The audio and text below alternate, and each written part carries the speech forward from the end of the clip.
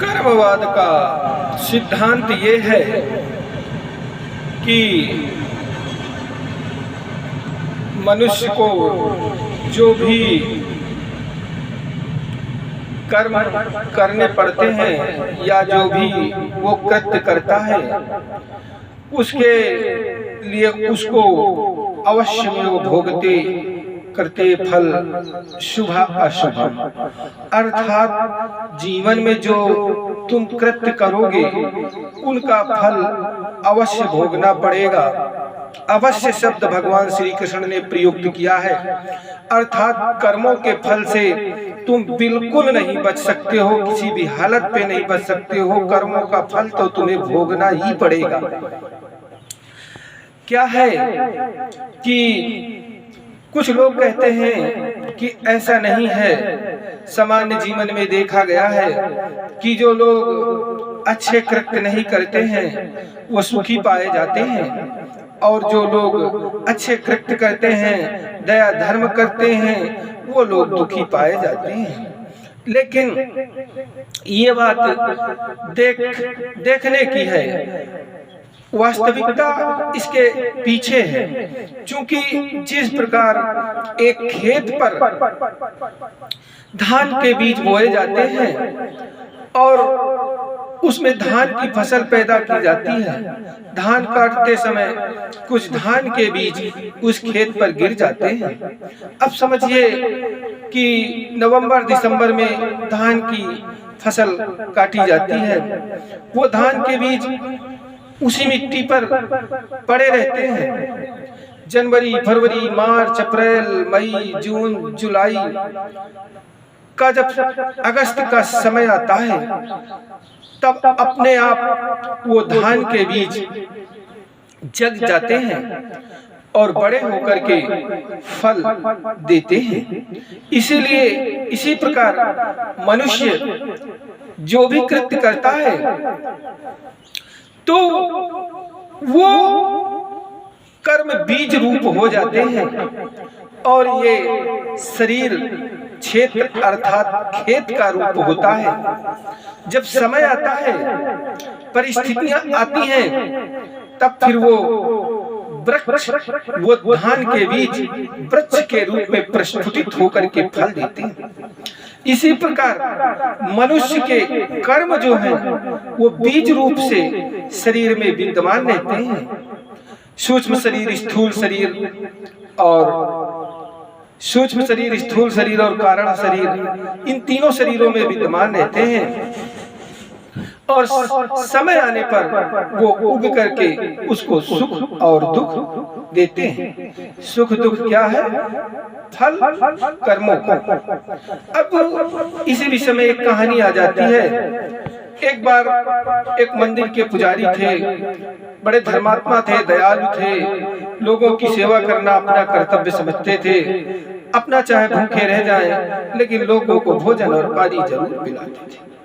एक बार की बात है कि वो एक रास्ते से चले जा रहे थे, उनको धन की विशेष आवश्यकता थी।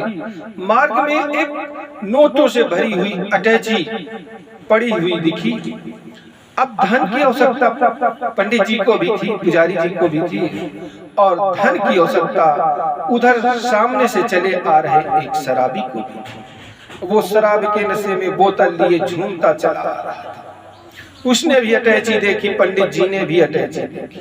दोनों अटैची की ओर लपके, लेकिन पंडित जी मात्र 2 कदम दूरी रह गए थे अटैची से कि उनके पैर में एक ऐसा कांटा लगा कि आर पार निकल गया। पंडित जी गिर पड़े और वो शराबी झूमता हुआ आया और नोटों की अटैची उठा करके चलता। दूसरे दिन पंडित जी ने, पुजारी जी ने भगवान से पूछा कि भगवान इसका क्या रहस्य है? मैं इतना दयालु, इतना जनहितैषी, और वो एक शराबी, और ये धन मुझे ना मिल करके उस शराबी को मिल गया।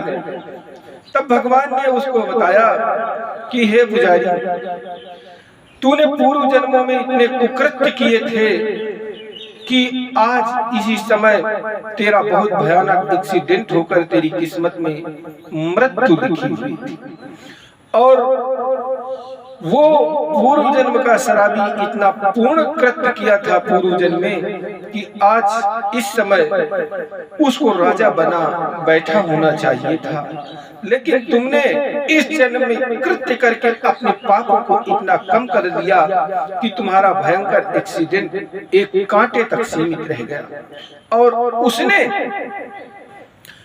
इस जन्म को लेकर अपने दुष्कृत्यों द्वारा अपने पुण्यों का इतना क्षय कर लिया कि उसके पुण्य मात्र एक अटैची में भरे हुए रुपयों तक सीमित रह गए। नहीं, आज उसको किसी देश का मुख्यमंत्री, प्रधानमंत्री बनना चाहिए था। ये है कर्मवाद का रहस्य कि जीवन में जो भी कृत्य करोगे उनका फल अवश्य भोगना पड़ेगा, नहीं इस जन्म में भोगे तो अगले जन्म में भोगना पड़ेगा। जिस प्रकार बीज अगर अच्छी भूमि पर पड़ जाए तो अंकुरित हुए बिना, उगे बिना, फल दिए बिना नष्ट नहीं होता है, उसी प्रकार हमारे कृत्य इस उपजाऊ शरीर रूपी क्षेत्र पे पड़ जाते हैं और बिना फल दिए, बिना अंकुरित हुए, बिना फल दिए हुए नहीं नष्ट होते हैं। बात इसीलिए कर्मवादी लोग जो है वो अपने हर असफलता पर कर्म और भाग्य पर विश्वास करके संतोष प्राप्त करते हैं कि चलो अभी प्रारब्ध बाकी है, जब प्रारब्ध पूर्ण हो जाएगा तो अपने आप हमें सुख की प्राप्ति होगी। वो अपनी हर असफलता पर ईश्वर को नहीं, समय को नहीं, अपने आप को ही दोषी मानते हैं। वो कहते हैं सो परत्र दुख पावहीं, अशीर धुनि धुनि पछिताई, कालहि कर्महि ईश्वरहि मिथ्या दोष लगाए। जब कर्म करने का आपके पास अवसर था तो आपने जीवन को गफलत में बिता दिया, आपने जीवन को लफ्फाजी में बिता दिया, अनमोल समय आपने यूं ही गंवा दिया। और जब समय आया फल प्राप्ति का, क्योंकि फल जो कर्म करोगे उसका फल अवश्य मिलेगा। आप सो रहे हो तो सोने का फल मिलेगा। अब सो जाने का फल क्या होता है ये सभी कोई जानते हैं। तो दोष कुछ लोग कह देते हैं, क्या बताएं, हमारा समय अच्छा नहीं चल रहा। समय हमेशा एक साथ चलता है, समय कभी खराब नहीं होता। काल कर कोई कहते हैं हमारे कर्म अच्छे नहीं हैं, तो कर्म किसने बनाया? तुमने बनाया, तो दोषी कौन हुआ? तुम। तो कर्म को कोई दोष दे रहे हो? काल कर्म ईश्वर है।